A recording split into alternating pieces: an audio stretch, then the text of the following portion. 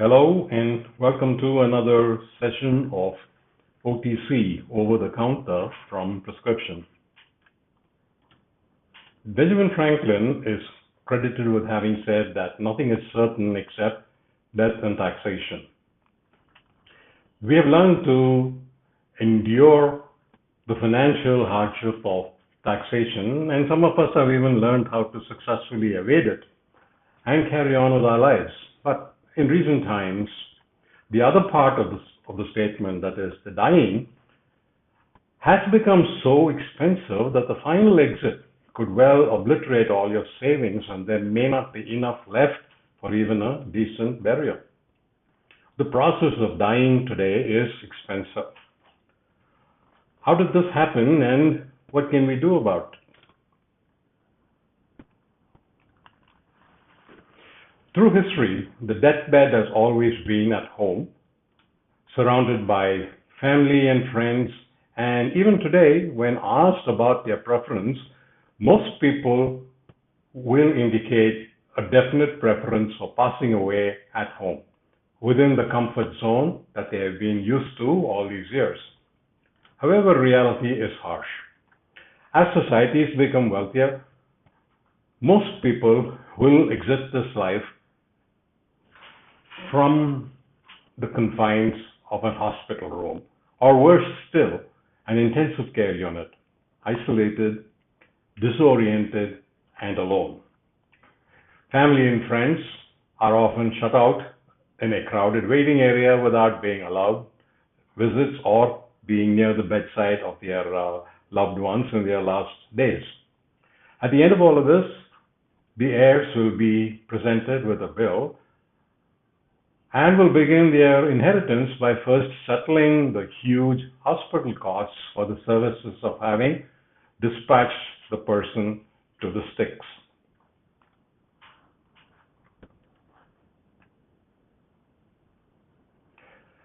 Studies show that it's 10 times as expensive to die in a hospital rather than in your own home.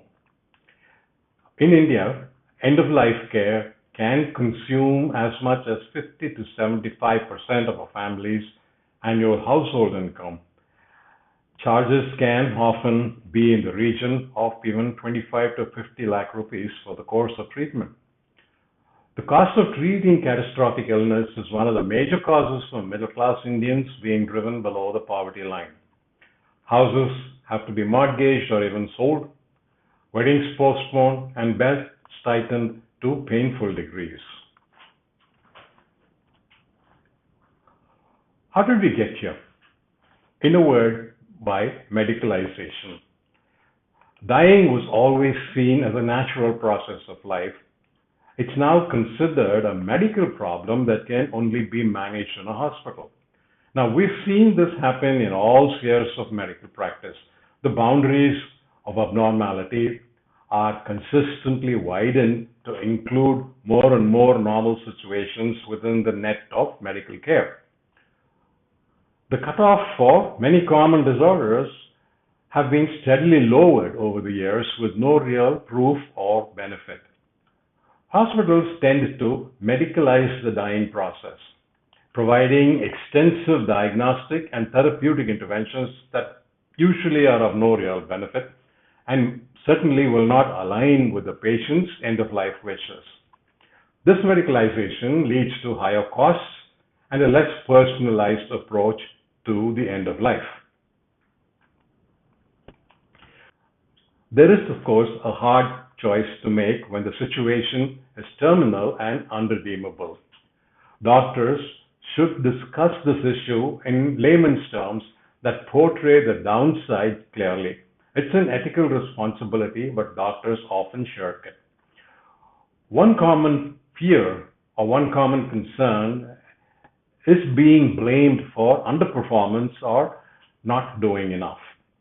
This is seldom the case if you really can patiently explain in clear terms the nature. Most patients are actually quite grateful and find it a great relief to have their consciences unburdened.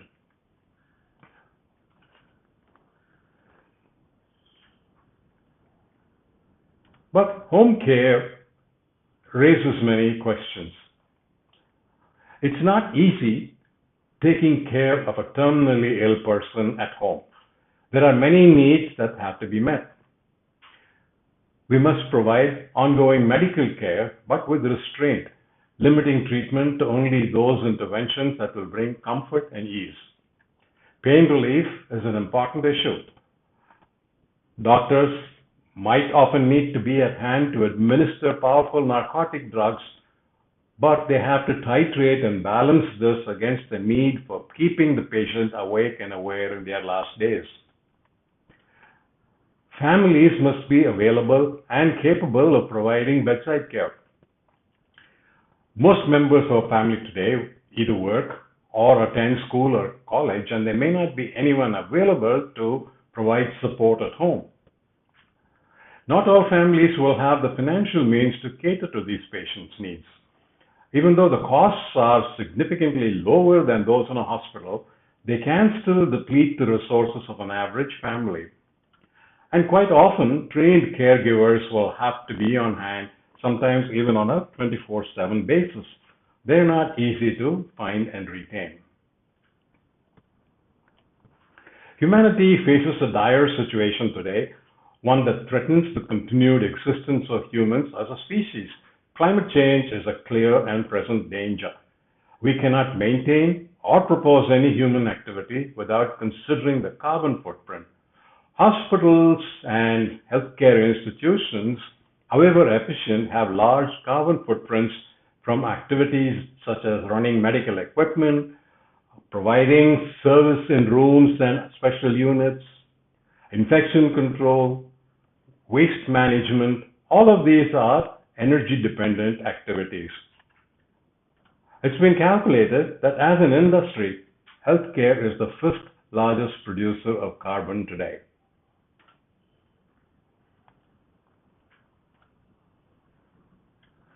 We therefore need the growth and promotion of the specialty of palliative care or care in hospices. Statistics show today that only about 15% or less of patients needing palliative care actually receive it. Palliative care centers and hospices are purpose-built institutions that cater to the group of individuals who are in their last days. They have to provide medical treatment and in addition also have to ensure that the patients get psychological support, spiritual support, and social support. Three pillars have to be put in place and built upon. One, awareness of the special nature of the segment of healthcare delivery. Two, support from the community that draws on the services of these centers, and the community has to see it as something that they're invested in.